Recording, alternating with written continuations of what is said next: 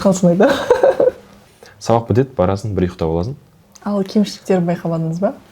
Ол студенттің өзіне байланысты деп ойлаймын. Сен ортаға біліммен емес, мінезіңмен сиясың деген.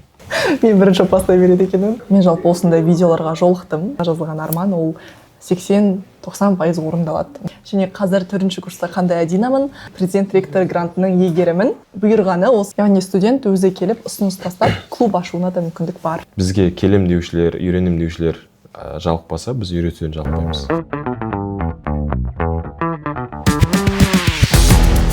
Барлықтарыңызға сәлем, хабарда көзқарас подкасты.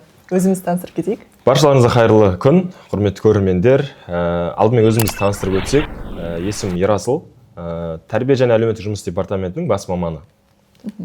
Барлықтарыңызға тағы да сәлем, менің есімім Адина. Қазір мен 4-ші курс студенті болып есептелінемін. Логистика мамандығында оқимын. Және де қазір маркетинг бөлімінде жұмыс жасаймын.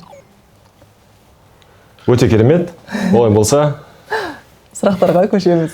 Жалпы бүгін талқыланатын тақырып ол неліктен университетте активист болу керек. Белсенді болу керек, не үшін, қалай уақытыңды қалай тиімді өткізу керек, 4 жыл немен айналысу керек, сабақтың орны қалай деген сияқты, қандай мүмкіндіктер бар деген сияқты тақырыптарда әңгіме жүріп өрбітетін боламыз.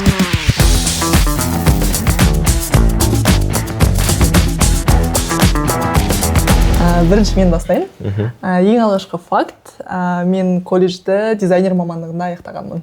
Және де қазір логистикада оқимын, ал қазір және маркетинг бөлімінде жұмыс жасаймын. Деп қоясың. Яғни 3 саланы қатар аламын. Күшті керемет факт екен. Олай болса, мен өзім жайлы 3 факт айтайын. Лекцияға қатыспағам, 2-ші курстан бастап, оған дейін қатысқам.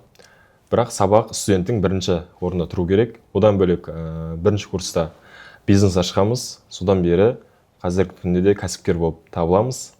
Және мен мамандығым радиотехника, электроника, телекоммуникация байланыста оқығанмын. Энерго университетінде, бірақ акиматта жұмыс жасағам. Қазір университетте жұмыс жасаймын. Сізде 5 факт болып кетті ғой. Шүкір.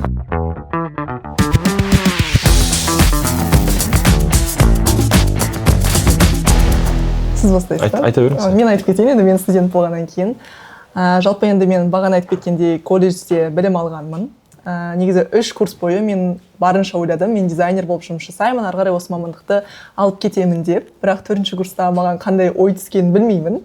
Бірден ойымды өзгертіп, болды мен дизайнер болмаймын, маған басқа мамандық керек деп басқа университеттерді қарастырдым. Одан бөлек енді ұлттық бірыңғай тестілеу тапсырамын деген шешімге келдім. Жаңа курстарға жазылдым.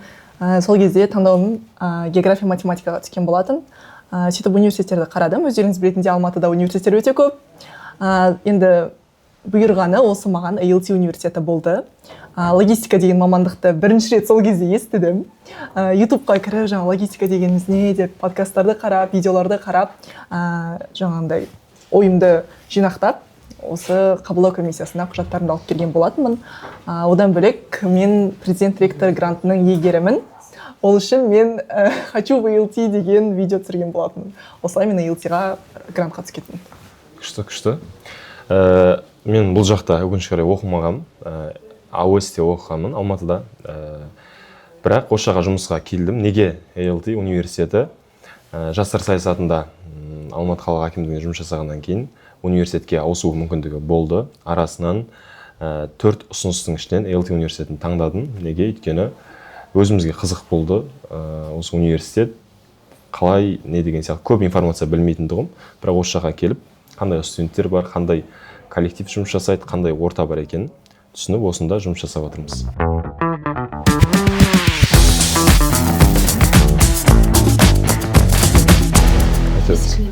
Мен айта кетейін онда бірінші болып. Жалпы университетте неліктен белсенді болу керек. Бұл ең алдымен студентке жан-жақты дамуына үлкен мүмкіндік береді. Достар табуына, жаңа ортамен араласуына, өзінің қызығушылықтарын табуына деген секілді. Жалпы мен өзім тек қана артықшылықтарын ғана көрдім. Өзім енді 1-ші курстан бастап ALT командасына кіріп, кастингтан өтіп, енді активистка болғаннан кейін, қазір 4-ші курсқа дейін енді активистпін былай санағанда, ешқандай кемшіліктерін байқамаппын. Ол студенттің өзіне байланысты деп ойлаймын. Оқумен қатар белсенді өмірді алып жүру. Менің ойым, менің көзқарасым, жалпы университетке түскеннен кейін алда сенде 4 жылдық уақыт болады да. 4 жылдық былайша айтқанда белгіленген уақыт, сен солай бітіріп шығасың. Бірақ адамның өзіне байланысты, қалай болады, активист бола ма, болмайды, немен айналысады деген сияқты. Бірақ мен активист болуды таңдар едім. Өзім де 4 жыл бойы активист болдым. Түрлі ұйымдарға қатыстық, жетекші болдық, төраға болдық. Солай адам шыңдалады. Сонымен қатар активист деген кім ол? Ол барлығына үлгеретін, өзін-өзі жан-жақты дамытатын, өзіне жаңадан орта табатын, өзін түрлі бағыттарда көретін адам деп есептеймін. Сол себепті студент кезде, тем более там Алматыда оқып жүргеннен кейін барлық мүмкіндікті пайдаланып, барлық жерде өз-өзіңді көрсете білген дұрыс деп ойлаймын. И солай универ бітірер шақта өз жолыңды тауып, өз қызметімен айналысасың деген ойдамын. Ал кемшіліктерін байқамадыңыз ба? Кемшіліктерін байқамадым.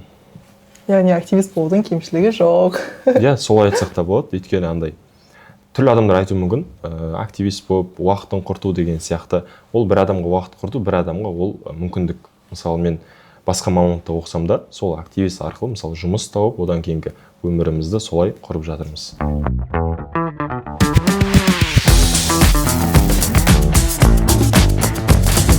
Айтыңыз. Мен бірінші бастай береді екенмін. Так, енді мен бірінші курста бағана айтып кеткенде активистикаға кірдім. Бірінші семестр активист болмадым. Ол кезде тек қана оқумен ғана айналыстым. GPA-ім өте жоғары болды. Тек қана университетке келем, университеттен кетем болды. Барлық күнім осымен ғана аяқталады. Ал одан кейін мен кастинг жайлы естідім. Сөйтіп EL-Team командасына кіріп кеттім. Одан кейін жаңағыдай мектептерді араладық, көрдік, жан-жақты дамыдық. Маған қызықты болды. Сабақпен ол кезде қатар алып жүрдім. Ең бастысы мұғалімдермен алдын ала келісіп, оларға алдын ала ескертіп, мен осылай қазір профориентаторлық командамын немесе жаңағыдай студенттік үкіметтің құрамында бармын десеңіздер, негізі біздің мұғалімдер өте жаңағыдай түсінеді барлығын, түсінушілікпен қарайды. Сондықтан балаға еш қиындық тудырмайды деп ойлаймын. Бірақ кейбір активистер бар, мүлдем сабаққа бармайды, соңында мұғалімді кінәлайды, маған қоймай қойды деген секілді. Бірақ менің жаңағыдай опытымда ондай болмаған. Мен әрдайым мұғалімдермен келісіп, тапсырмаларын уақытылы өткізіп, солай бағаларымды алып жүрдім өзіме лайықты. Солай? Толық келісем. Одан бөлек жалпы студент, ұл болсын, қыз болсын, осы оқуға келгеннен кейін түсіну керек те, не үшін келген. Ол жақта там обязательно сен активист болуың керек, там басқа нәрсе істеуің керек деген нәрсе жоқ. Ең бірінші міндеті, мақсаты бұл оқу. Оқуды алып жүру керек, но уақытты тиімді пайдалану керек. Ол жерден қазір түрлі заманауи нелер бар ғой, кайзен деген сияқты, күнді жоспарлау, күнді реттеу, тайм менеджмент, өз-өзің уақытыңды реттеу деген сияқты. Бізде көп адам соған мән бермейтін сияқты. Жаңадай сабақ бітеді, анда кетіп қалады, мында кетіп қалады, өзіне ұнайтын, бірақ болашақта пайда бермейтін нәрсемен айналысып кетеді. Сол себепті уақыт жетпей қалады деп ойлаймын. Ұйқы болсын, басқа болсын деген солай. Әйтеуір ең соңында бір минус болса, крайне табу керек қой всегда. Крайне біреуге жабу керек. Сол себепті активист болдың, анау болдың, іс-шарада жүрдім деген сияқты нәрселер болуы мүмкін. Бірақ айтар едім, активист адам барлығын реттеп, барлығына үлгере алады, қатыса алады. Неге оны просто өзіміз, лично мысалы мен өзім сол нәрсені өткеннен кейін смело айта аламын да, оны нәрсе істеуге болады. Адам жасаған адам жасайды. Алдымыздағы біз көрген кісілерде солай үлгеретін, барлық нәрсеге қатысатын, даже анау суббота воскресенье жұмыстар жасап үлгеретін. Сол себепті барынша бірге алып жүруге тырысу керек. Сонымен қатар жаңағыдай бізде андай нәрсе болатын, біз постоянно жасаған концерттерде, іс-шараларда бүкіл мұғалімдеріміз шақыратындығымыз. Яғни бірінші қатарға, екінші қатарға отырысып қоямыз, арнайы шақыртулар жіберіп, ол оларға да приятно. Өйткені ол күнделікті жұмысын жасап, сабақ беріп сөйтіп қайтып жүрген адамға концерт деген нәрселер өте қажет. Олар бесплатно өзіміз жасап жатқан, универде істеп жатқан шараларға қатысаңыз, оларға да внимание, и олардан сабақ жағынан бізге де қолдау болатын. Сол себепті барлығымен жақсы отношениеде болу керек. Және де одан бөлек тағы да айтып кетейін. Мен студенттік үкіметтің құрамында да болдық. Ол кезде де үлкен іс-шараларды ұйымдастырдық. Мен сол кезде маркетинг бөліміне жұмысқа кірдім, екінші курста. Сол кезде жаңағындай ELT-имді да алып жүрдім, маркетингтағы жұмыстарымды да алып жүрдім, сабағымды да алып жүрдім, студенттік үкіметтің іс-шараларын да алып жүрдім. Яғни ол адамның өзіне байланысты, жаңағы айтып кеткендей. Сабақ енді ары кетсе сол 1-2-ге дейін шығар, таңертең басталған. Одан кейін сенде 6-7 сағатың бар да, сол сағаттың барлығын күштілеп, дұрыс жаққа қарай направлять етіп, уақыт табу керек. Толық келісім. Уақыт табуға болады. Дәл солай, иә.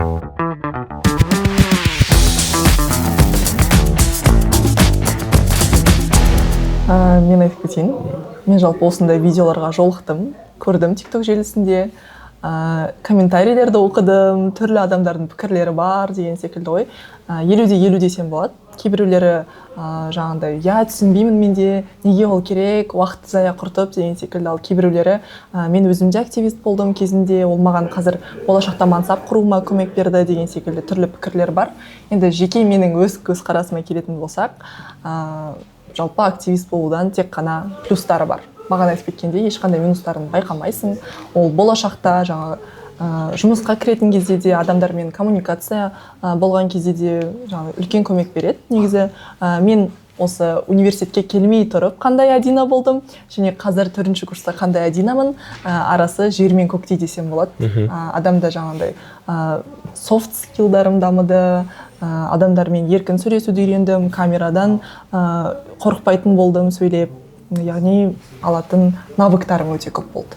Одан бөлек түрлі ұйымдарда мүше болдым. Енді мен түскен жылы ондай ұйымдар өте көп болмады ELT университетінде, ал дәл қазір 15-тен аса ұйым бар. Қателеспесем, осы 15-тен аса ұйымда балалар өздерін табуына үлкен мүмкіндік.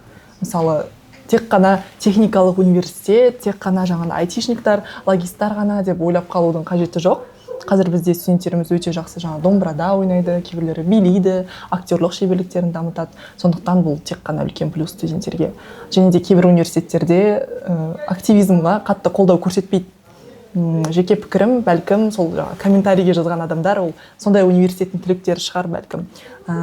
Өзіңіз білетін шығарсыз, енді басқа университеттерде қандай екенін, Иә, білеміз, әртүрлі Алматы қаласында жастар сайысында жұмыс жасағаннан кейін көп кездестіргеніміз әртүрлі университеттің КДМ-дары болады, активистермен таныстық, жұмыс жасады, үлкен проекттерде, жобаларда деген сияқты.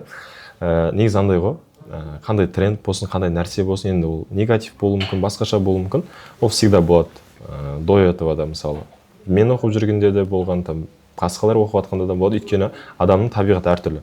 Әркім әр нәрсеге, мысалы, біреу логистика мамандыққа түсті, но бос уақытын осы логистика жайында бір жұмысқа бару мүмкін, осы жайында жобалар қорғау мүмкін, түрлі жерлерге жұмысқа бару мүмкін, соны дамыту мүмкін. Оның андай нәрсе да, просто мысалы 100 адамның 50 адам сол мамандықпен жұмыс жасауы мүмкін, сонымен кетуі мүмкін, уақытын бәрін соған арнайды, қызығушылығы, соған қатысты қабілеттерін дамытады деген сияқты. Но 50 адам басқаша бағыттар кетуі мүмкін. Біреу кәсіппен айналысуы мүмкін, басқаша түрлі өнер жағына кетуі мүмкін деген сияқты.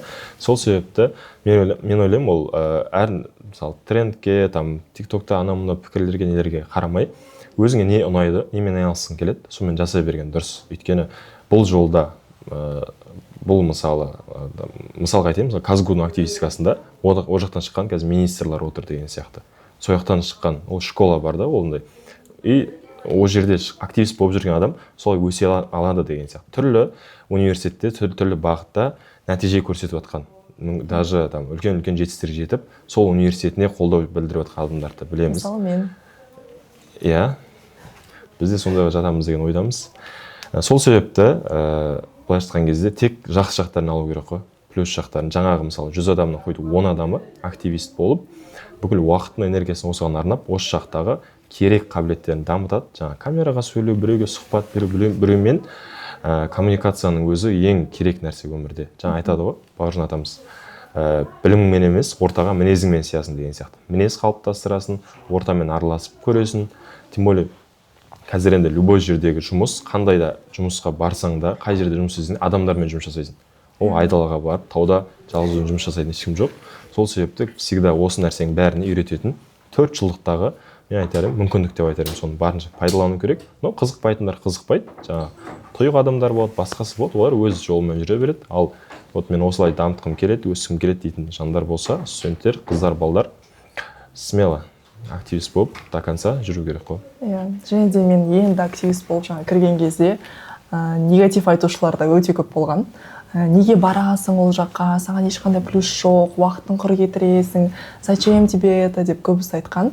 Бірақ енді қазір көріп отқан болар сол адамдар. Теперь смотри, каким я стал. Әрине қалжың. Бірақ енді менің жұмысқа кіруіме де осы активизм үлкен көмек берді. Қазір жақсы жерде ELT университетінде жұмыс жасаймын, үлкен маркетинг бөлімінде жұмыс жасаймын, түрлі басқа да отделдермен жұмыстамыз, Ерасыл ағайларымызбен де бірге жұмыстарды көп атқарамыз. Сондықтан бұл маған ең алдымен күшті жұмыс орнын табуға үлкен мүмкіндік болды.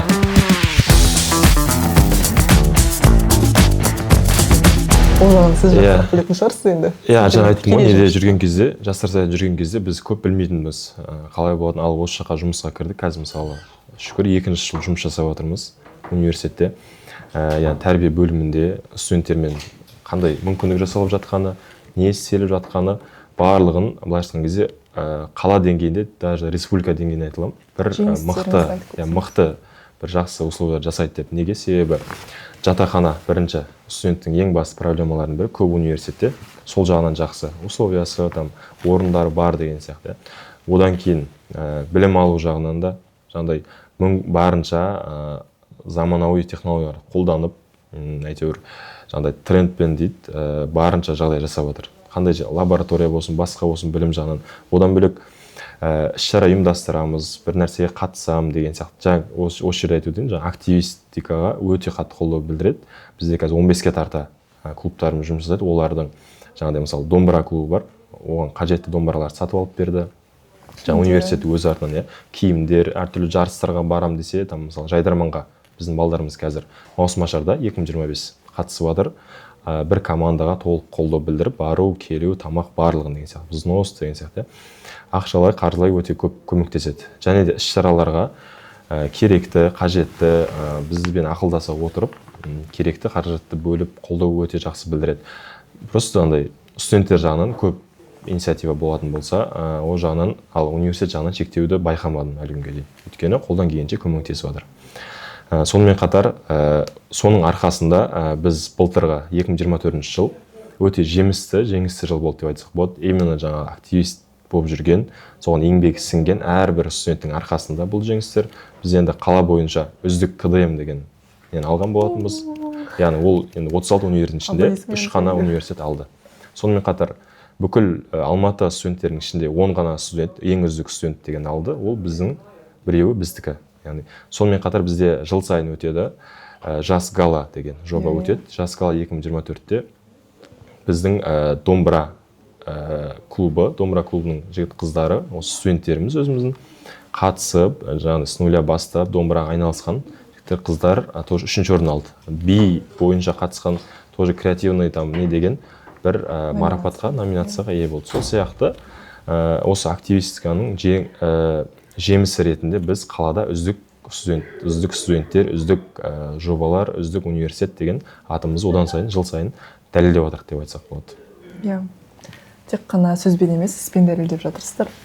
Және де мен жауап бере кетсем бұл жаққа, яғни біздің ELT университетінің басшылығы әрдайым студенттерге құлақ асады. Әр жыл сайын тіпті 2 рет, 3 реттен студенттермен жеке кездесулер ұйымдастырады. Студенттердің жаңағы пікірлерін біледі, нені өзгерту керек, нені қосу керек, қандай жаңағыдай мағлұматтар сендерге қызықты деген секілді, не жетіспейді. Солай біздің де тобымызға келетін, менің де группаластарым, таныстарым барлығы жаңа плюстар мен минустарын айтады. Одан кейін тек қана сөзбен емес, жаңа іспен көрсетеді біздің басшылық. Ең алдымен енді мен 4 жыл бұрын университетке түскенде университет академия болатын ол кезде, мүлдем басқаша болатын, іші білім беру бағдарламасы да, ал қазір енді үлкен прогресс болып жатыр.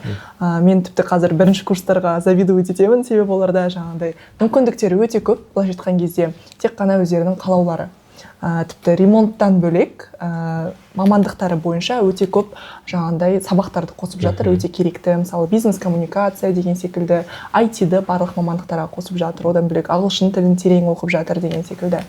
Бірақ енді менің кезімде де студенттерге өте көп қолдау болды. Яғни біз айтқан, мысалы, түрлі жаңағындай іс-шараларды ұйымдастыратын кезде де өзіміздің барлық идеямызды қолдады. Сол үшін үлкен алғыс айтамын. Одан бөлек жаңағындай ремонт шағы деп айтсам болады, өте күшті. Прям барлығы қазір әдемі жерде оқығылары келеді ғой.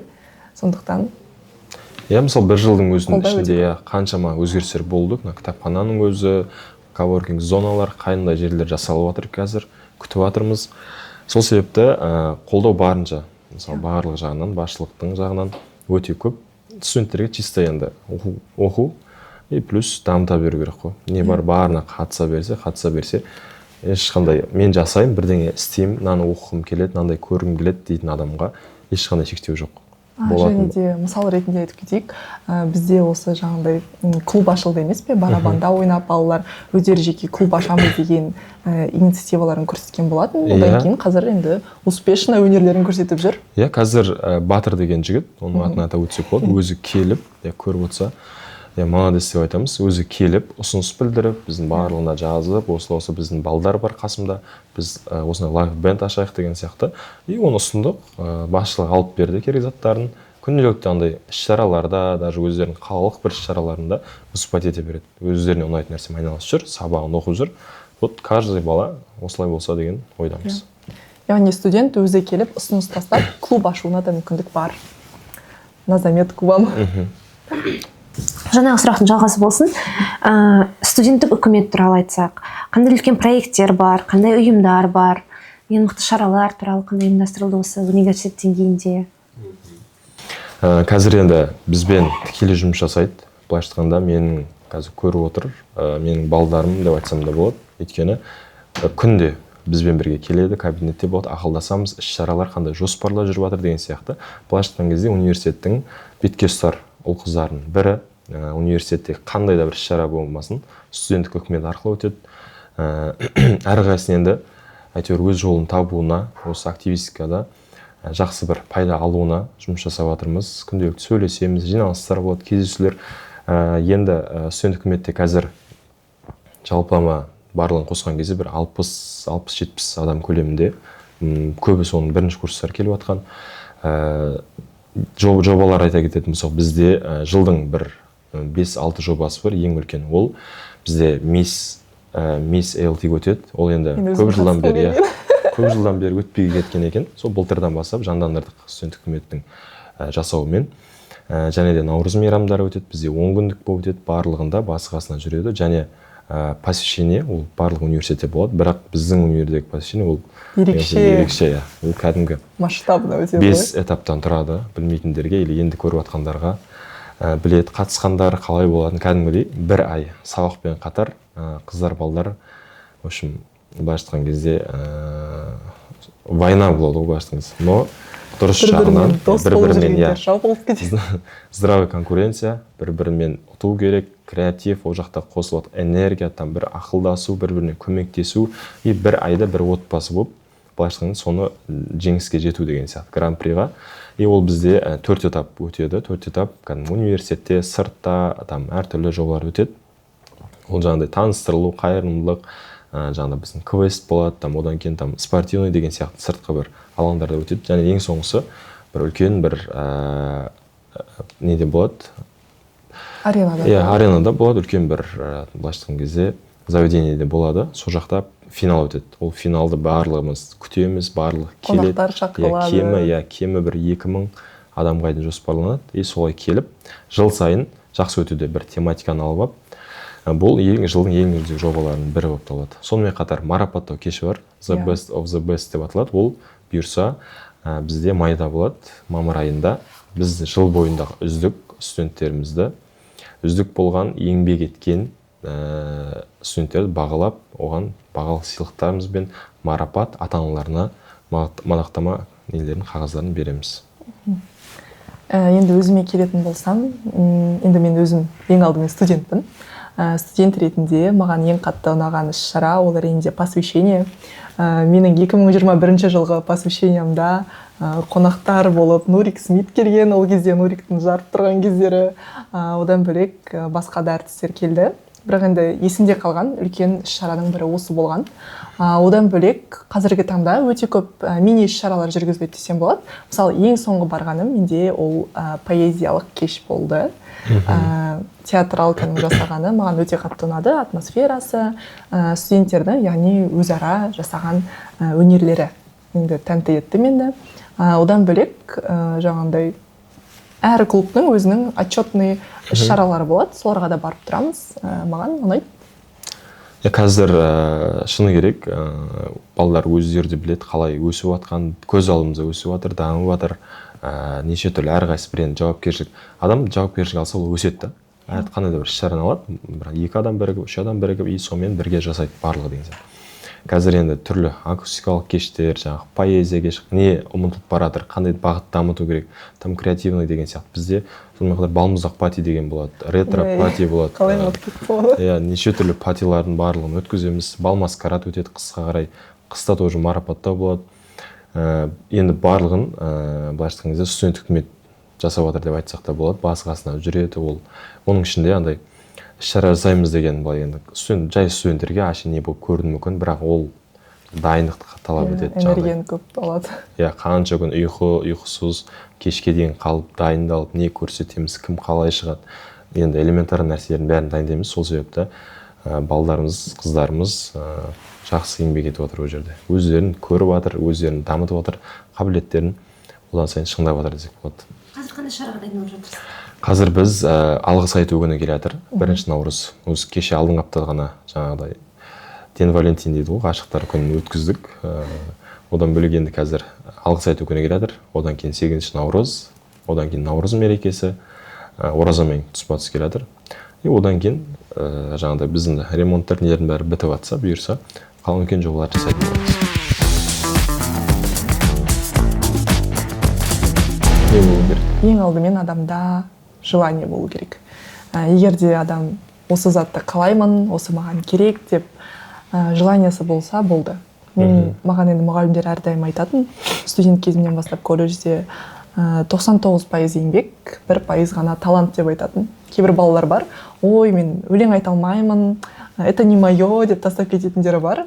Бірақ егер де ішкі қалауың сол өлең айту болса, 99% еңбек етесің, одан кейін мақсатыңа жетесің деген. Көп танымал адамдар енді жай ғана талантты болып танымал болып кетпейді. Олардың еңбектері көп, сондықтан ең басты еңбек етуге дайын болу керек. Әрдайым ашық болу керек, кез келген затқа яза. Өзі небәрі 4 жыл бар ғой университетте. Сол 4 жылды максималды тұрғыда от души пайдалы өткізу керек. Өзіңе жан-жақты көре беру керек. Бір клубқа барасың, ол жерде ұнамай ма, екіншісіне барасың, үшіншісіне барасың. Тіпті ұнамай бара жатса, өзің клуб ашып, жаңа лидер боламын деген ниетің болса, солай жан-жақты даму беруге болады. Ең бастысы сол адамда желаниясы болу керек деп ойлаймын. Жаңағыдай нәрсе ғой, не үшін керек екенін түсіну керек та.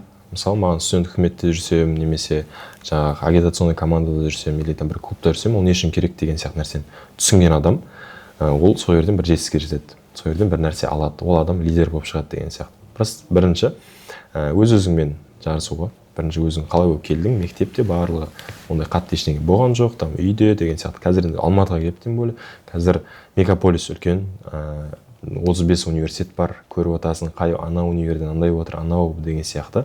Соның барлығына бірінші дұрыс етеді, желание болу керек. Потом ортамен жұмыс жасау, командамен жұмыс жасау, ортаға сенің әсерің, араласуың деген сияқты соның заттардың бәрімен үйрену керек. Үйренуге болады, жаңа дұрыс айтады.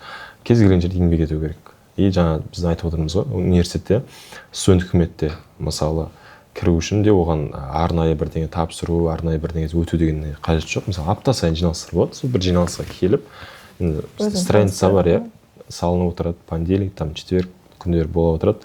Сол кезде келіп, өзін таныстырып, өз-өзіме осылай кірісіп кетсе, оған ешкім қой жоқ, бізде не деген нәрсе жоқ. Бізде мысалы, не келіп, мысалы, алдыңғы апта қосылған жігіт қыздар бар, өз-өздерін жақсы көрсетіп, ортаға сіңісіп кеткен бір. До этого жүргендер де бар, ол ештеңе істей алмай, әлі қабылдамай деген сияқты. Ол адамға байланысты. Ал кез келген студенттің қай курста болса да келіп, жаңағыдай, мысалы, қазіргі студент үкіметінің президенті Бейбіт деген жігіт бар, 4-ші курс, 2-ші курс, даже 3-ші курсқа дейін активист болмаған, енді өзінің айтуы бойынша, вообще андай, болады ғой. Сабақ, сабақ, үй, сабақ, там басқа бір жұмыстары деген сияқты. Но 3-ші курстан бастап келіп, көрсетіп, бір посвящение лидер болды, солай. Қазір былайша айтқан кезде президент болып кетті. Одан кейін қазір үйі болды, атқарушы президент, қазір президент болып жүр, қаншама жетістіктерге жетіп жатыр, аты шығып жатыр. Сол айтады қазір мысалы. Соның басынан келгенінде ғой дейді да, мысалы. 1-ші курстан келгенінде ғой деп, мысалы 4-ші курстың баласы айтып отыр да. Сол үшін енді каждый адамға былай айтасын барынша, әсіресе қазіргі жүрген мысалы бір студент үкіметте жүрген 1-ші курстарға айтарым, барлық жағынан өзіңді көрсету, қатысу, пайдалану, бір жетістікке жету. Мен осыған уақытымды арнап жатырмын ба, мен жүріп жатырмын ба, просто кеп кетпеу ғой. Для галочки, там просто так емес, бір нәрсе көрсетіп, либо келмей-ақ қою деген сияқты. Ал енді ойланып жүрген, былай жүрген или там бір сценариймен жүрген болады ғой, там сабақ келесің, бар общага ұйықтайсың. Общага біздікін в основном көп студенттерде, вообще университеттерде сабақ бітеді, барасың, бір ұйықтап аласың. Общаганың атмосферасы сондай ғой негізі. Бір ұйықтап аласың, тұрасың, түнімен таңға дейін ұйқы жоқ. Қайтадан ұйықтап қаласың, сабақ қалады, анау қалады, сосын оған тайм-менеджмент айтпай-ақ қой ғой. Сол үшін день сурка.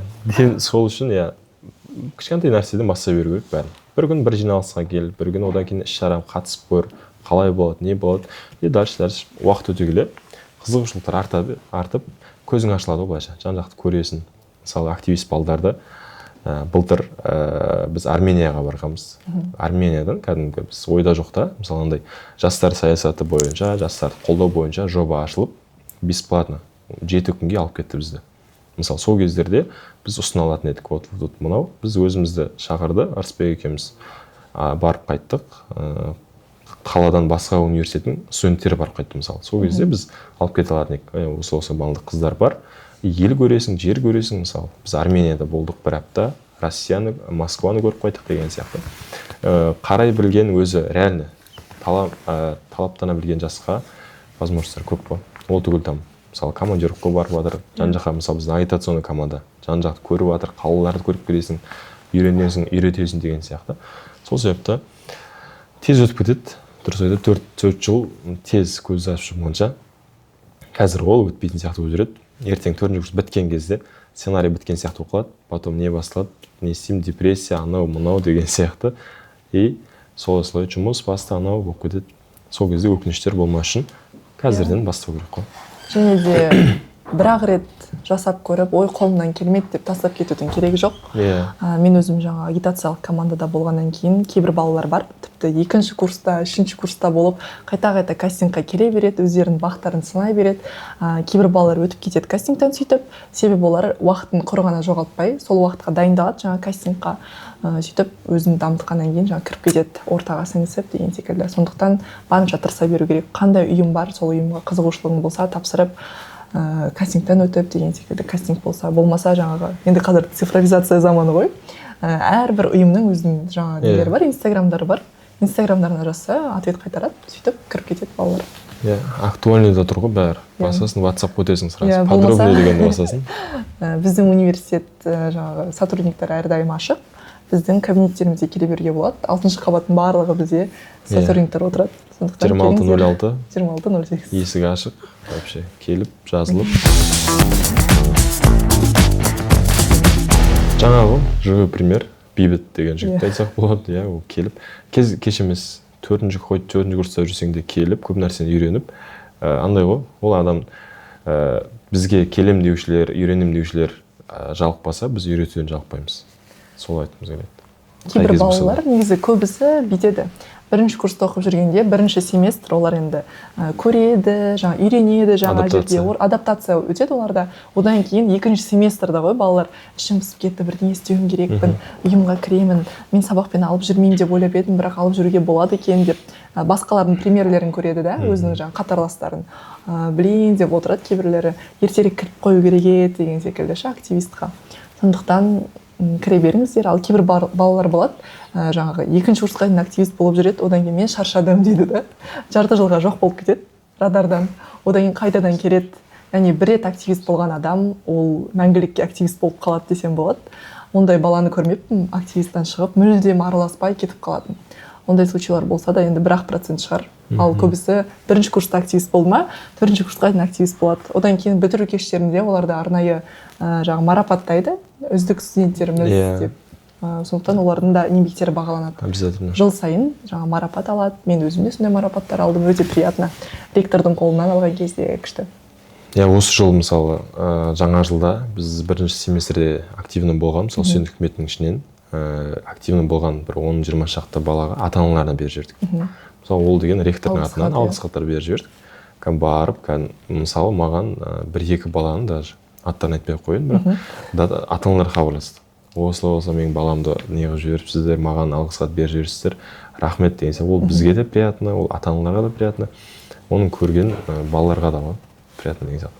Сонымен қатар активистикада андай активист болған адам еш нәрсе жоғалтпайды, наоборот табады да, орта табады.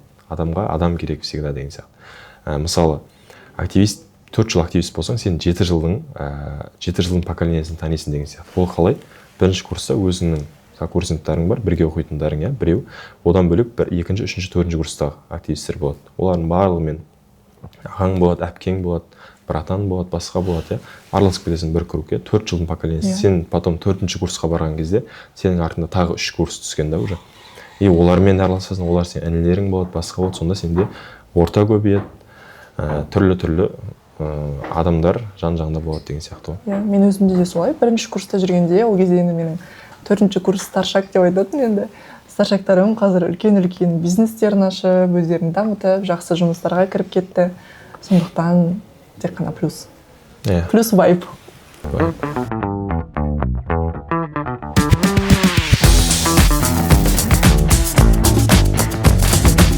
Жаңа сөзден бастағым кеп тұр. Сен ортаға біліммен емес, мінезіңмен сиясың деген. Сол нәрсеге ең қатты көмегін тигізеді ғой. Мысалы да, мен мысалы жұмыс беруші болсам, маған келген 2 адамның біреуі активист болған, біреуі активист болмаған да, но екеуінде білімі бар болса, ол активист болған таңдайды. Ол мен ғана емес, барлығы жерде солай. Өйткені не? Активист болған адамда біріншіден жұмыс жасау үшін ортада ол сенде коммуникация болу керек. Ол активисткада ол бірінші жерде үйренесің. Адамдармен байланыс, сөйлесу, қысылмау деген сияқтар. Одан бөлек жаңағыдай ашық ойын жеткізе алу, өз жұмысыңды еркін жасау деген сияқты. Бір адамдар болуы мүмкін, там тек қана өзімен өзі деген сияқты, табиғатына байланысты. Но в основном көп жерде жұмысқа қабылдауда басқасында ол активист болған адамдардың сразу көрініп тұрады өзі. Енді менің жеке өзіме келетін болсақ, енді мен бірінші курстан көзге көрініп, сөйтіп түсіп жүрдім, барынша тырысып деген секілді. Одан кейін байланыстарым көп орната бастадым адамдармен. Маркетинг бөлімін, мысалы, Думан ағайдың өзі де енді ол кезде 100 бала қол астыда. Сол баланың қайсысы күшті өзін көрсетеді, соны енді жұмысқа қарай алуды көздейді ғой енді. Солай көзге көрініп күшті. Одан кейін маған өздері ұсыныс тастады. Бізде бір орын бар, жұмысқа келесің бе, қалай қарайсың деген секілді. Сөйтіп, 2-ші курстың октябрь айында жұмысқа кіріп кеттім. Яғни 2-ші курс студенті болып жүріп, жұмысқа кіріп, зарплатамды алып, жақсы орналастым, күшті коллективке, маркетинг көріп тұрса бақтыңыз сәле. Сол, ол ең алдымен жаңағы адамдармен байланыс орнатуға күшті. Ол тек қана университеттің ішінде ғана емес, одан бөлек университеттің сыртында да. Бізде көптеген жаңа іс-шаралар болады, түрлі жюрилар келеді, адамдармен таныстықтар орнатады. Сол кезде егер көзге көрініп, не болмаса, мысалы, сіздерде ұсынасыздар ғой студенттеріңізді. Мен осындай, мысалы, студенттерім бар деген секілді. Жұмыс берушілер де бізге жазып отырады. Соларға біз өзіміздің үздік студенттерімізді ұсынамыз. Сол кезде активист болу ол резюмеде былайша айтқанда плюс болады ғой. Кейбір балалар осы активист болып көптеген наградаларға, жетістіктерге жетеді. Сонда резюмелерінде көрсетсе, ол үлкен плюс болады. Ең бастысы байланыс орнату. Өзімнің мысалы осы жұмысқа келуімде активисткамен тікелей байланысты. Өйткені мамандығым вообще байланыс жоқ. Жаңағыдай Қазақтелеком, там связь, не деген сияқты. Біздің мамандық солай еді. 4 жыл активист болдық, там төраға болдық, солай. Қалалық ұйымдармен жұмыс жасадық, түрлі шараларды көріндік. И университет бітіргеннен кейін осылай ұсыныс келді. Жастар саясатын дамыту мемлекеттік қоры жұмысқа шақырды. Бір ауданның төрағасы болуға. Молодежный ресурсный центр деп, МРЦ деп атады. Жастар ресурс орталығында жұмыс жасадық. Бостандық ауданында, Әуез аудан жетекшісі болып, солай акимат, при акимате ғой. Соқта жұмыс жасадық. получается ол активистканың арқасында ғой. И одан кейін өзіңе жаныңа жақын, өзіңе ұнайды, жұмыс істеген процесс ұнайды, и содан кейін соны до конца қуып, сонымен айналысып, соның арқасында қазір осы жаққа университеттің тәрбие бөлімінде жұмыс жасап отырмыз. Ол деген, если сенде реально желание болатын болса, реально сен осымен айналысың келеді, осымен жүретін болсаң, бір нәрсе шығасың ғой, бір жеріне шығасың, бір жер тез шығасың деген сияқты. Жұлдызыңыз жанып кетеді. Солай. Және де живой пример ретінде университетте жұмыс жасайтын бөлімдерді де алсақ болады. Көптеген бөлім басшылары негізі осы ILT университет түлектері болып есептелінеді. Мысалы, кезінде активист болып, түрлі ұйымдарды басқарған, тіпті бізде маркетинг бөлімінің директоры да осы университетімізді бітірген деген секілді. Хотя мамандықтары басқа бітіргендері, бірақ өздерін жақсы көрсетіп, жаңағыдай жақсы должностьтарға отырды. Сондықтан және де қате пікір, кейбіреулер ойлайды, активист болған адам тек қана университеттің ішінде ғана қалып қалады деген секілді. Ол олай емес. Менің көптеген таныстарым бар. Менен бұрын активист болған, менің қатарлас активисттарым қазір үлкен-үлкен компанияларға, жаңа организацияларға кіріп алған, жаңағы күшті дамытып өздерін үлкен-үлкен компанияларда жаңағы сотрудниктары болып жүр. Толықтай келісем, иә.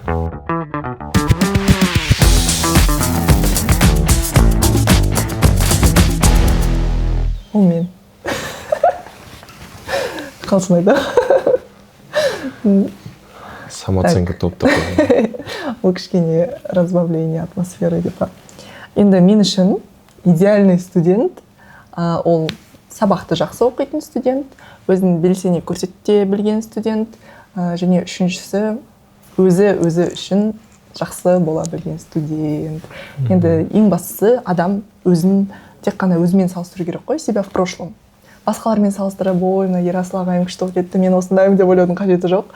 Тек қана өзің өткенмен салыстыру керек. Мен өзімді әрдайым сөйтіп салыстырамын. 1 жыл бұрын қандай студент болдым, 2 жыл бұрын қандай студент болдым деген секілді. Сол ең бастысы өз алдарыңызда адал болсаңыздар болды. Идеальный студент кезінде мен болғам енді. Бұл да жаңағыдай момент болды. Былай айтайын, жалпы университетке, оқуға, мысалы, не үшін келген түсінген студент қой.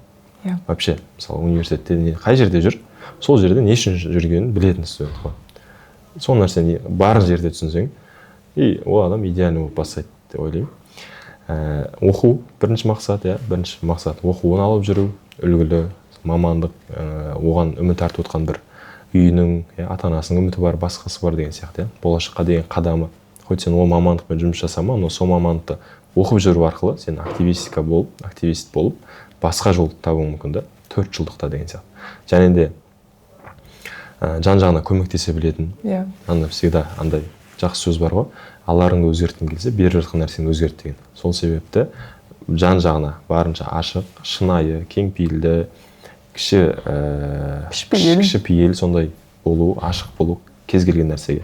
Сонымен қатар жаңағыдай жаман жағынан емес, жақсы жағынан дамып жатқан, әр ортаға сіңісе алатын, әр ортада өзінің орны бар студент, ол идеальный студент деп айта аламын. Өйткені сондай адамдардан, сондай студенттерден болашақта ел тізгінін ұстайтын, ел тұтқасын ұстайтын азаматтар шығады деген ойдамын. Солай да, мысалы, сондай азаматтарды білеміз. Өмірбаянын, басқасын, қазіргі министр болсын, түрлі жобаларда жүрген тұлға деп өзіміз өнеге үлгі тұтатын ағаларымызда. Былай сұрастырып, әңгімелесіп отырсаң, сол нәрсені айтады.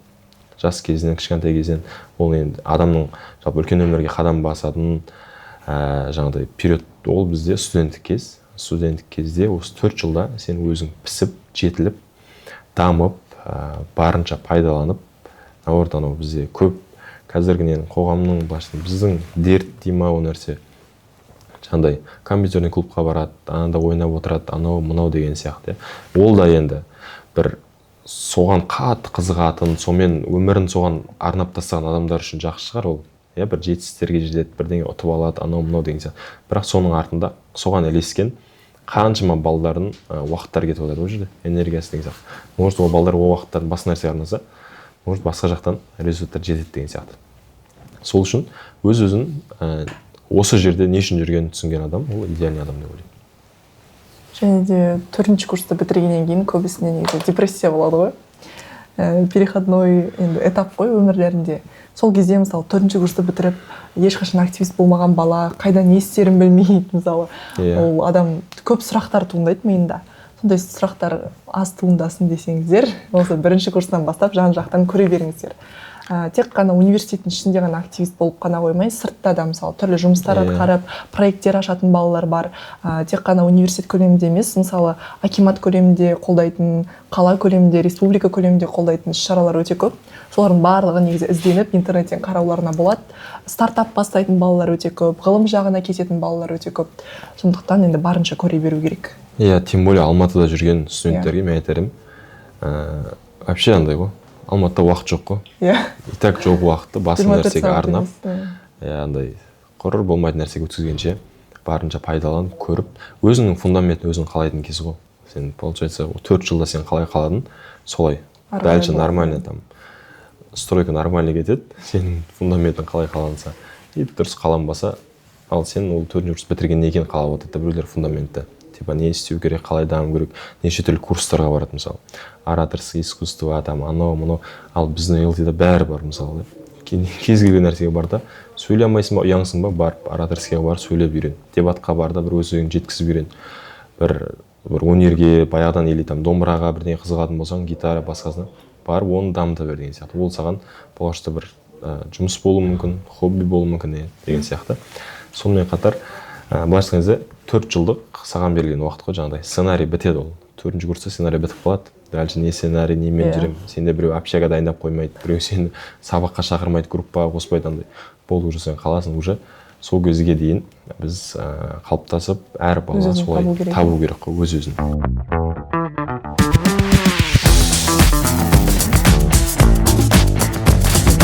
Пирожтарға кеңес андай ғой. Уже көбісінде андай нәрсе бар да, мен мектеп бітірдім, вот келдім, еркіндік, бостандық, үйден шықтық деген нәрсемен. Но былай айтайын, как раз сол пирожтарға андай Алматы Қазақстандағы мегаполис, бұл жақта барлығы бар.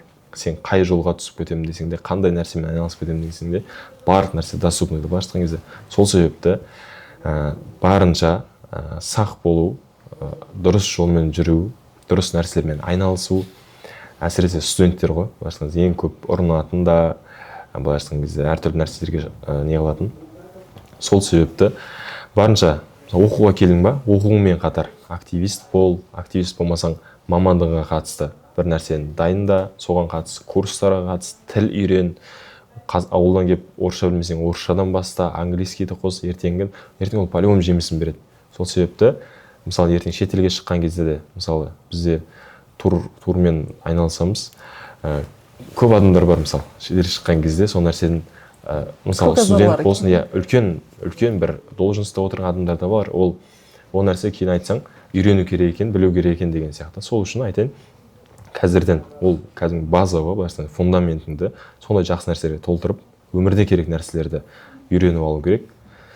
И 4 жыл тез өтіп кетеді. Ол бітпейтін сияқты көрінеді басында.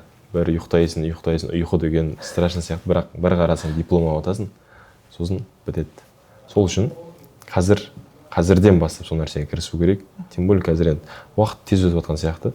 Сол үшін оқу, дамыту, қабілеттеріңді ашу, потенциалыңды ашу. Қаншама адамдар бар, өз мақсатына жете алмай қалып жатқан, өз-өзін танымай жатқан деген сияқты. Бізде мысалы мектептерде өзін-өзі тану деген андай соңғы сабақтар болды. Дельфиндармен. Өзін-өзі тану деген асылы әңгіме айтып отыратын сабақтар болып кеткен сияқты да, мен ойлаймын, менің ойымша. Бірақ қазіргі ең маңызды студенттерде ол өз-өзіңді тану осы кезде. 4 жылдың ішінде өз-өзін танып, біліп, мен Абай атам сөзі бар ғой. Сенде бір кірпіш дүниеге кетігін тапта бар қалан деген сияқты. Өмірде өз орныңды тауып, өз миссияңмен, өз мақсатыңа жолды айқындап алып, сонымен әрекет жасау и жетістікке жету. Енді менің берер кеңесім, өмір бір-ақ рет беріледі. Сол өмірді өз ойыңдағыдай, қалауыңдағыдай сүру керек. Және де ешқашан қателесуден қорықпау керек. Мысалы енді мен өзіме де келетін болсам, 8 жыл студент болған екенмін. Одан кейін магистратураға да тапсырып көремін. Қосымша есептегенде 10 жыл студент болған екенмін.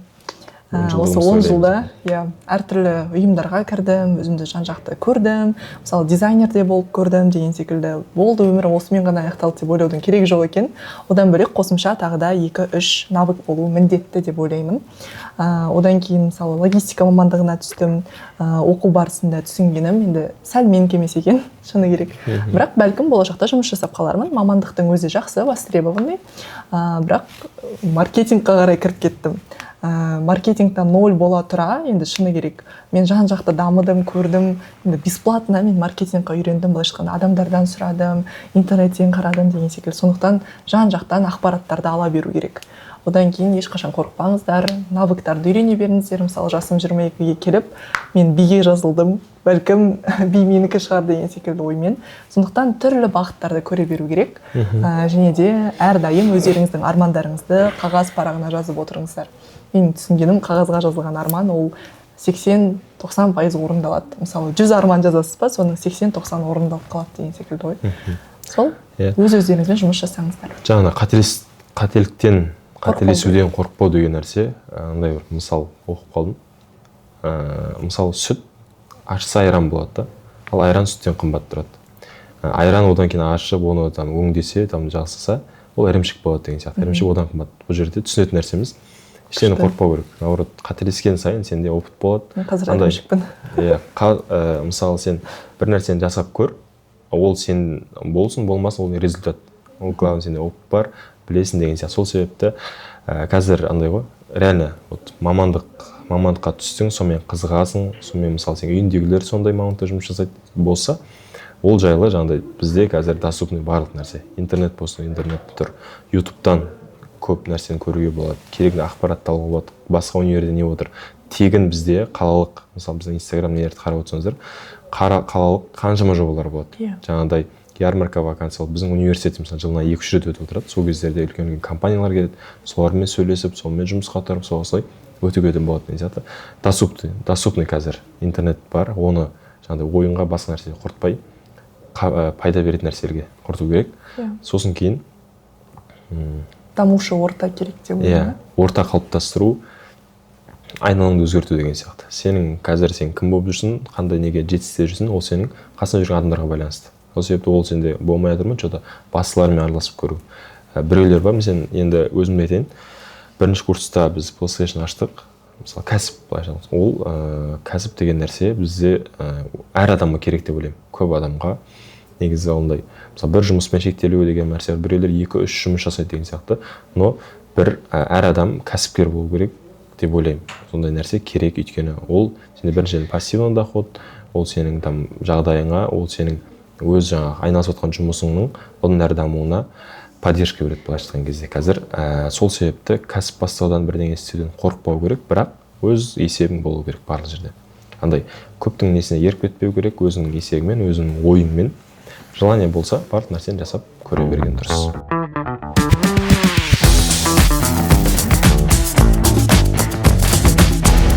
Мен қазір подкастын көріп алайын, сосын айтам десең.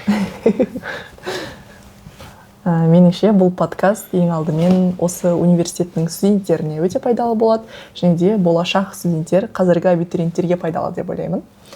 Жалпы студенттік өмірге қызығатын студенттердің барлығына пайдалы. Одан бөлек енді бәлкім бізді қазір 8-9 сыныптың студенттері көріп жатыр, колледж түлектері де көріп жатқан болар, өздеріне жақсы инсайттар алды деген ойдамын. Одан бөлек бәлкім мұғалімдер де көріп жатыр, студенттің ойын қарап көзқарастарын түсініп жатқан болар. Былайша айтқанда осы қызығушылығы бар адамдарға.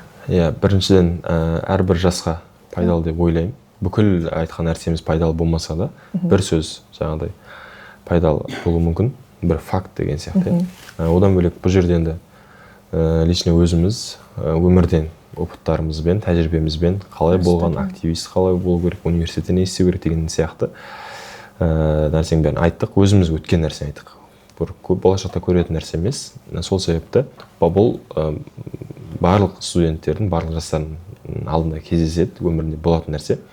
Сол себепті керегіне алып, керек емесін басқа адамға қояса болады, басқа адам сол керек нәрсесін алады деп ойлаймын. Өмір, Мұхаммед Қонаев атамыздың сөзі ғой, өмірдің 2 тірегі бар.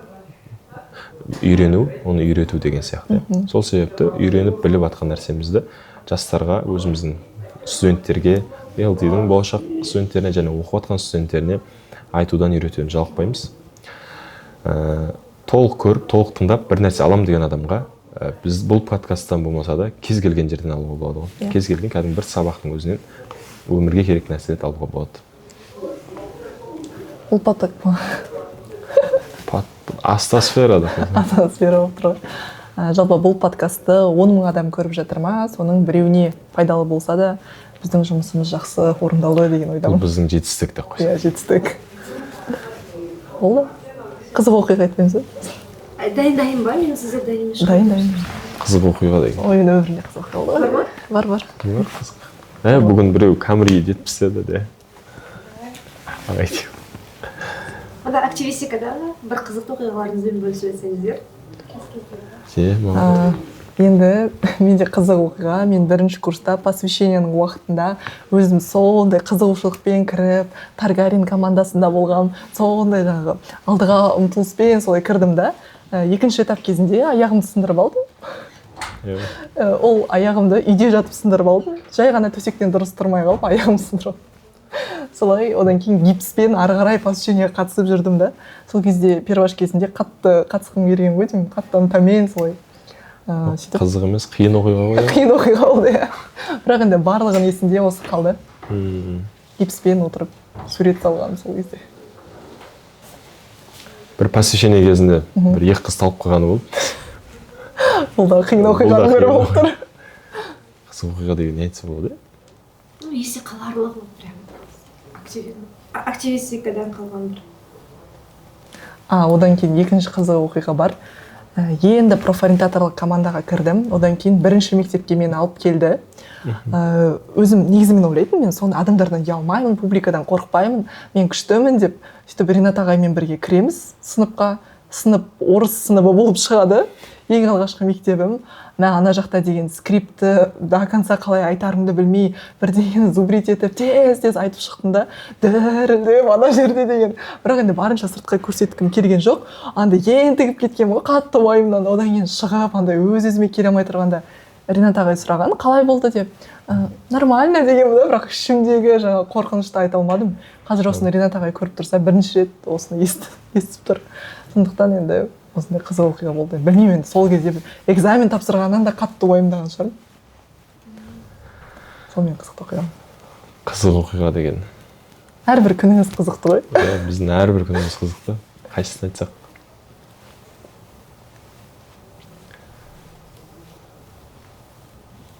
Мектепте болған қызық оқиға. Ол қызық емес. Қызық емес болды. Мектептегі айтасың, короче. Мен Дарында оқығам, Кентау қаласында, Дарын мектеп интернатында оқығам, 6 класстан бастап.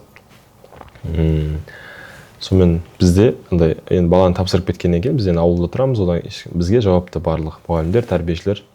Сонымен бір күні 6 бала болып, біз сұранып шығып кеттік, базарға барамыз деп жазылып шығамыз, 15 минутқа барамыз, келеміз деген сияқты, барлық жер жақын. Сонымен шықтық, 3 сағат кетіп қаламыз. Барып компьютер ойнап, бәрімізбен қарылысып, сөйтіп ойнап келе жатсақ, бізде апайлар бәрі неге бер жүрген, іздеп жүр. Жаңағы менттер бар, басқасы бар, іздеп не қылып жүрген деген сияқты. Сонымен мектеп жаққа қарай қашып келдік. Мектептің алдында үлкен труба болатындығын. Трубаның астына тығылып жатырық бүйтіп бәріміз. Апайлар келіп үстімізде тұр, көріп қоймасын, біз кіріп кетейік деді. Сонымен төбемізде дәл апайлар келіп тұр, тәрбиешілер. На бетте бір тұрғын өтіп бара жатыр. Бір апай, вообще қаланың несі. Балтар неге жатсыңдар, тұрыңдар дейді. Апай біз өте бер деп қоймыз. Сонымен сол жерде ұсталғанбыз. Қызық болды. Енді подкаст осымен аяқталды. Қызықты, пайдалы болды деген ойдамыз. Ұнаса лайк басып, міндетті түрде тіркеліңіздер. Сол ELTV-да кездескенше. Университеттің мынау көзқарас подкастында алғаш рет, алғашқы выпустардың бірі деп ойлаймыз. Сол себепті көріп, қолдау білдіріп, тем более өзіміздің студенттер көріп жатса, барлық лайк, комментарий жазып, ойларыңызды келесі подкаст не туралы болады, не туралы болсын, университетте не бар, не жоқ деген сияқты айтып өтсеңіздер, барлығын оқимыз, лайк басамыз.